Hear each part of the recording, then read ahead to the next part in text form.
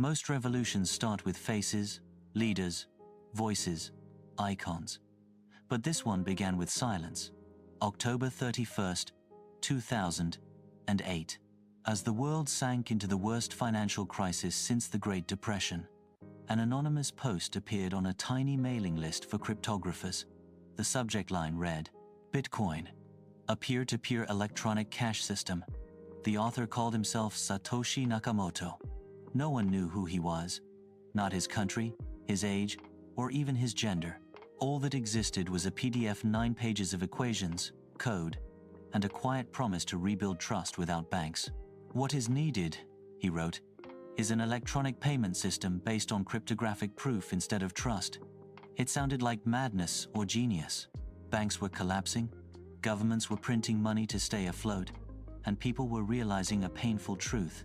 Their savings existed only because someone else said so. Satoshi's idea turned that truth upside down. What if money didn't require permission? What if value could move between people directly like email?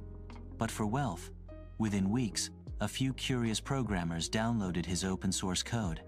They tested, debugged, debated. It worked. And on the 3rd of January 2009, Satoshi mined the very first Bitcoin block, the Genesis block. Embedded in its code was a single, cryptic message: "The Times, 3rd of January, 2009, Chancellor on brink of second bailout for banks." It wasn't just a timestamp. It was a warning. A declaration that Bitcoin was born from anger, not ambition. No company, no marketing, no shareholders. Just an idea that the future of money didn't have to belong to governments. At its core, Bitcoin wasn't about making people rich. It was about making money fair. Every transaction was recorded publicly. Every rule enforced by mathematics. Instead of a central bank deciding what's true, thousands of computers agreed by consensus. No one could fake, forge, or reverse a transaction. And unlike traditional currencies, Bitcoin's supply was capped at 21 million coins forever. It was digital scarcity, something the internet had never seen before. But the true genius wasn't in the technology, it was in what it represented. Satoshi had created the first system where trust didn't require humans. And in a world burned by broken promises, that was revolutionary. The first believers were hackers, libertarians, and mathematicians. They called themselves cypherpunks, a movement dedicated to privacy, freedom, and code as a weapon against control. Satoshi became their quiet leader. He answered every question with patience, signed each message with a digital key that proved authenticity, and guided the small but growing community. But he never revealed anything about himself. Not his time zone, not his background, nothing. And that mystery only made people more obsessed. In May 2010, a Florida programmer named Laszlo Hanyecz posted a simple offer online: "I'll pay 10,000 bitcoins for 2 pizzas." Someone accepted. And for the first time in history, digital money bought something real. Those 2 pizzas, now worth hundreds of millions, became a symbol not of greed, but of belief. Bitcoin wasn't theoretical anymore. It had crossed into the real world. Soon, more people joined. Forums exploded with ideas. Developers improved the code. Miners competed to verify transactions. And a quiet revolution began beneath the surface of the global economy. To most people, it still looked like a niche tech project. To Satoshi, it was already a movement. He had built something no one could stop. And that, perhaps, is when he realized he had to disappear. By 2010, Bitcoin had begun to evolve beyond its tiny circle of believers. Developers around the world were joining in. Forums buzzed with new ideas. Faster transactions, better wallets, stronger encryption.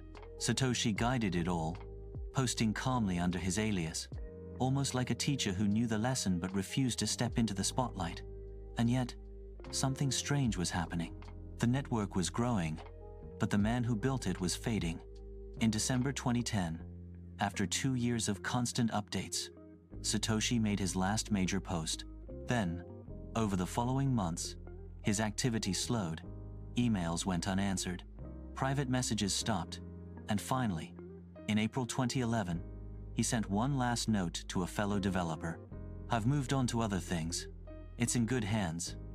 That was it. No farewell, no announcement, just silence. His million bitcoins, untouched. His accounts, dormant. The world's first trillion-dollar idea, and its creator had vanished. At first, the community panicked. Could the project survive without him? Was Satoshi dead? Arrested? Hiding? But then something remarkable happened. Without its leader, Bitcoin didn't collapse. It thrived. Developers from all corners of the world stepped up. They built on Satoshi's foundation, improved security, expanded usability, and slowly turned Bitcoin into a decentralized organism alive, self-correcting, leaderless. The disappearance that could have killed the project became its greatest strength. Bitcoin was now truly independent, but the mystery of Satoshi Nakamoto refused to rest. Who walks away from something that could make them the richest person alive? Who creates digital money and then never spends a single coin? The hunt began. Journalists, cryptographers, intelligence agencies, all chasing shadows through digital trails. Some said Hal Finney was the real Satoshi, a legendary coder and the first person ever to receive Bitcoin. He lived only a few blocks away from a man named Dorian Nakamoto, which sent conspiracy theories spiraling. Finney, before his death in 2014, denied everything, saying simply, "I was lucky enough to work with Satoshi, but I am not him." Others suspected Nick Szabo, the creator of a system called BitGold, which had many of Bitcoin's core ideas years before Satoshi's paper. Szabo denied it too. A few pointed fingers at Adam Back, a British cryptographer whose invention of proof-of-work systems directly inspired Bitcoin. He denied it as well. The mystery deepened. Each new theory only raised more questions. Was Satoshi a collective of coders? A government experiment? Or perhaps the ultimate irony, a banker trying to destroy his own kind? As Bitcoin's price began to rise, so did the myth. Every time the media tried to unmask Satoshi, interest surged. The less people knew, the more powerful the story became. He was no longer just a programmer, he was the digital age's ghost. The man who gave the world money it couldn't control, then vanished into it. Forums filled with debates about his motives. Some saw him as a hero, a liberator who freed people from the tyranny of central banks. Others saw a danger, a man who unleashed chaos and walked away. But the truth might be simpler. Maybe Satoshi understood that for Bitcoin to live, he had to disappear. If the system had a leader, it could be destroyed. If it had a face, it could be blamed. But if it was anonymous, it could be unstoppable. His absence wasn't an accident. It was the final piece of the design. Years later, journalists claimed they had found him an aging man in California named Dorian Nakamoto. Cameras surrounded his house. He denied everything, bewildered by the chaos. Meanwhile, Bitcoin's price surged past $1,000 for the first time. And in that moment, something became clear. The mystery itself was part of the magic. Because if no one could find Satoshi, then Bitcoin truly belonged to everyone. It wasn't tied to a country, a culture, or a person. It was global, ownerless, free. That anonymity became its armor, and the world's obsession only fueled its myth. To some, Satoshi was a genius. To others, a ghost. But to the millions who began to believe in Bitcoin, he was something else entirely, proof that the world no longer needed permission to trust again. The world moved on. Bitcoin grew beyond message boards and hobby miners. What began as a digital experiment became a global phenomenon. Exchanges opened. Governments scrambled to understand it. Banks mocked it and then quietly tried to copy it. But even as the spotlight grew brighter, one shadow remained: the ghost of Satoshi Nakamoto. Who was he? A programmer? A philosopher? A collective? Or something even stranger, an idea that became self-aware? No one could say. And maybe that was the point. When most inventors vanish, their creations die with them. Bitcoin did the opposite. It thrived precisely because its creator left. By removing himself, Satoshi removed the greatest weakness of any system, the human ego.